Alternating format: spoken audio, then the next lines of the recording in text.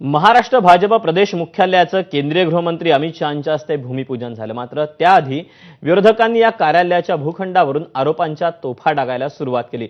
Maharashtra housing finance कॉर्पोरेशनची लीजवरची जागा धोकादायक इमारत दाखवत ताब्यात घेतल्याचा आरोप रोहित पवारांनी केला। तर खासदार संजय राऊतांनी या भूखंडाच्या फायलीचा प्रवास राफेलच्या वेगाने झाला अशी टीका करत अमित शहांना पत्र लिहिलं। दरम्यान यावर ठाकरेंच्या शिवसेनेचे खासदार संजय राऊतांनी टीका केली, तर राऊतांच्या टीकेला मुख्यमंत्री फडणवीसांनी उत्तर दिलं। प्रश्न इतकाच आहे, मरीन लाईन्सला अद्याप मराठी भाषा भवन होऊ शकले नाही।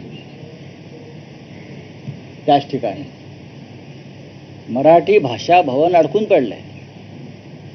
भूमिपूजन होऊन सुद्धा त्याकडे कोणाचं लक्ष नाही। पण आज गृहमंत्री एक पंचतारांकित भव्य असं कार्यालय त्याचं भूमिपूजन करण्यासाठी येतात, त्यांचं स्वागत आहे।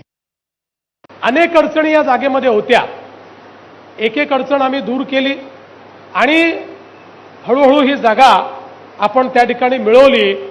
काही लोकांनी त्याच्यावरही प्रश्नचिन्ह उभं केलेलं आहे। त्यांना मी सांगतो, भारतीय जनता पार्टी काचेच्या घरात राहत नाही। हमारे ऊपर पत्थर फेंकने का प्रयास मत करो।